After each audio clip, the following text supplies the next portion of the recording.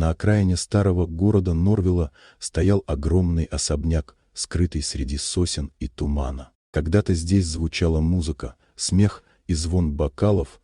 Дом принадлежал богатейшему человеку города, Александру Мардену. Но те времена ушли. Теперь здание дышало холодом и пустотой, а сам хозяин, сломленный болезнью, был прикован к постели, забытый всеми, кто когда-то искал его общество.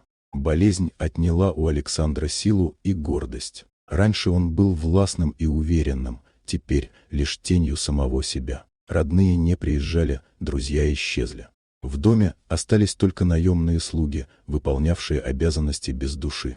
Единственной, кто по-настоящему заботился о нем, была молодая горничная по имени Лия. Ей было всего 20, худенькая, застенчивая сирота, привыкшая к холодным словам и тяжелой работе. Она пришла сюда недавно, не зная, что эта работа изменит ее жизнь.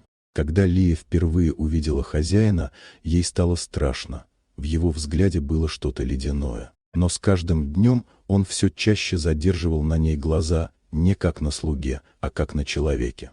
Однажды вечером, во время сильного шторма, он позвал ее к себе. «Сядь», — тихо сказал он. Лия растерялась, но подчинилась. «Мне осталось немного», — произнес Александр, глядя в окно. «Вокруг меня всегда были люди, но ни один не был рядом по-настоящему. Все, что я имел — сделки, ложь и пустота». Он тяжело вздохнул. «Я не прошу жалости. Только одного, не оставляй меня сегодня одного».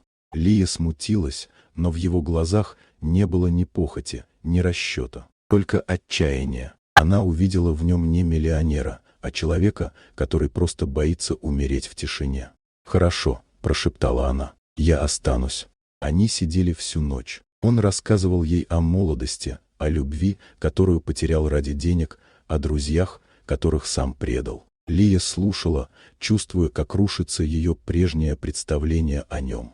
Под утро он передал ей старую кожаную тетрадь.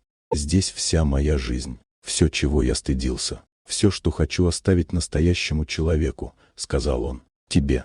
Через несколько дней Александр передал ей ключ от сейфа. «Там завещание. Теперь твое имя в нем».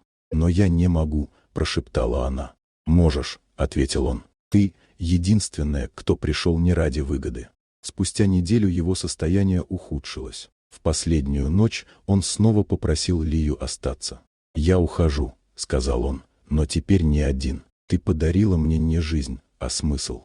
Он умер на рассвете, спокойно, с легкой улыбкой.